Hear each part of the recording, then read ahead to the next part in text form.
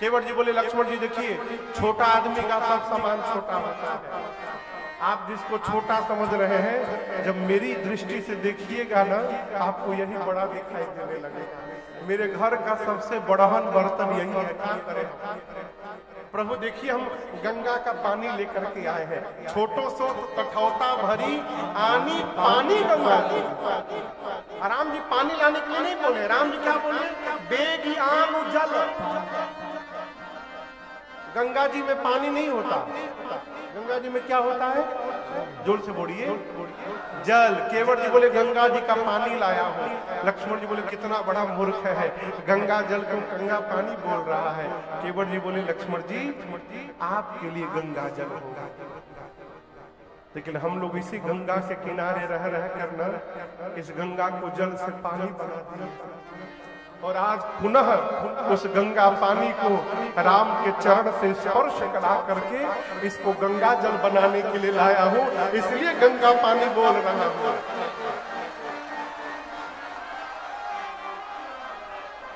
ला करके रखे, भगवान से बोले प्रभु अपना दाहिना पांव रखिए। राम जी पांव रखे, ए जी धोई पाय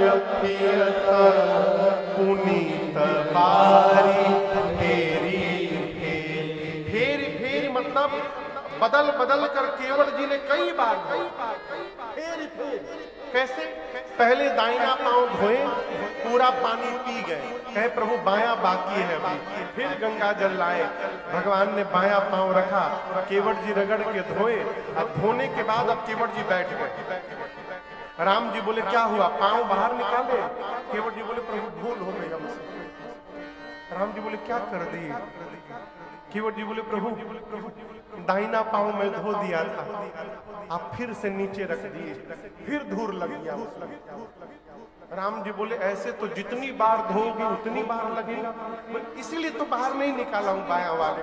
प्रभु बाया वाला ना मैं निकालता हूं, इसको आप मेरे गमछे के ऊपर रख दीजिए, दाहिना प्रभु एक बार और धोना पड़ेगा। लक्ष्मण जी बोले भैया आप तो डबलियाने लगाइए। राम जी बोले कोई उपाय नहीं है, जाओ जल्दी लाओ जल।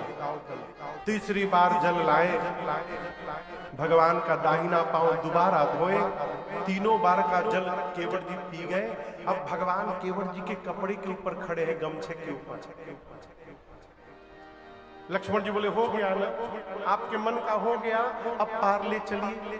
केवट जी बोले क्या हो गया, ये हमारा लड़का हमारा मुंह देखने आए हैं, मुंह देखने आए हैं।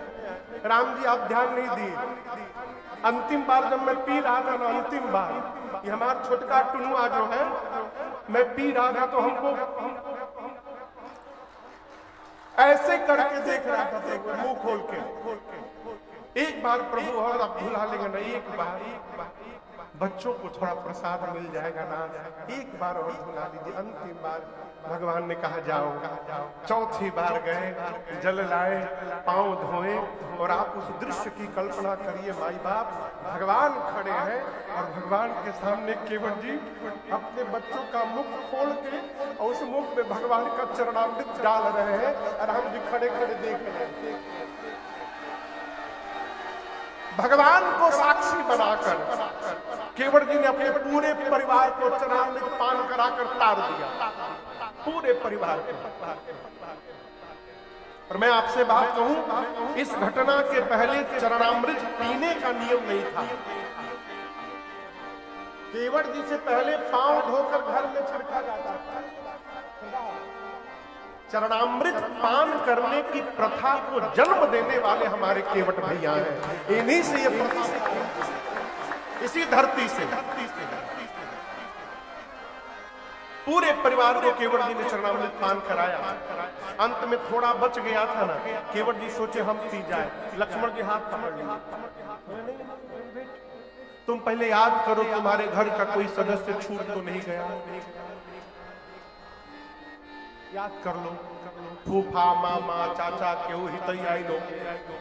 केवट जी बोलो परिवार यहीं पर है, सब पी लिए, अच्छा ठीक है बचा है तुम पी लो। केवट जी पी लिए। लक्ष्मण जी बोले अब ले चलो। केवट जी बोले गांव वाले आप तो उतर कर उस पार चले जाइएगा, हमको लौट कर इसी गांव में आना है। अभी कोई कुछ नहीं बोलेगा, आपके जाने के बाद कोई छोड़ेगा नहीं।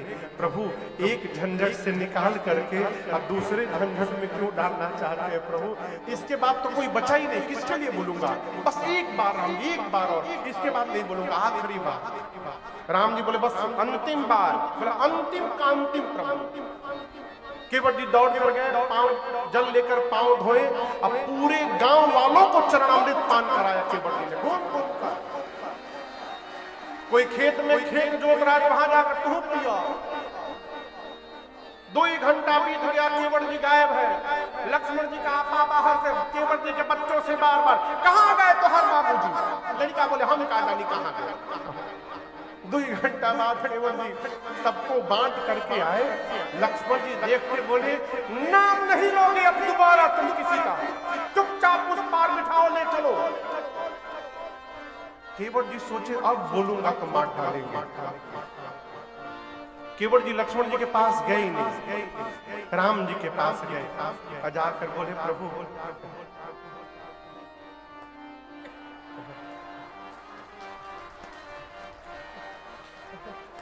राम जी बोले ये क्या है? बोले प्रभु एक बार और धोऊंगा। राम जी बोले केवट बहुत हो गया, कब से हम लोग खड़े हैं, अब किसके लिए धोओगे तुम? पार जाना है। केवट जी बोले प्रभु आपसे पहले कई लोग पार जाने के लिए खड़े हैं। राम जी बोले दिखाई तो कोई नहीं दे रहा है। केवट जी बोले यही तो बात है ना, आप देख लिए होते ना वो कब के पार हो गए होते। आपकी दृष्टि ही उन लोगों के ऊपर नहीं पड़ी, इसलिए सब फंसे हुए हैं आप। राम जी बोले किसकी बात कर रहे हो? केवट जी बोले हम अपने पितरों की बात कर रहे हैं ना, सब फंसे हुए हैं। जो स्वाद मेरी जिह्वा को मिला है वही स्वाद मैं आज अपने बाबूजी को देना चाहता हूँ, अपने बाबा को देना चाहता हूँ। प्रभु एक बार और राम जी ने अनुमति दी और दर्शन करिए। केवट राम रजाय सुपार, केवट राम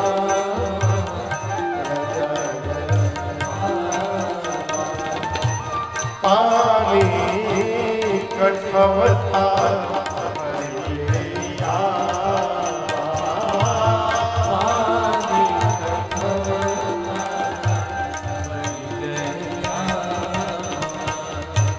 अति आनंद उमगिया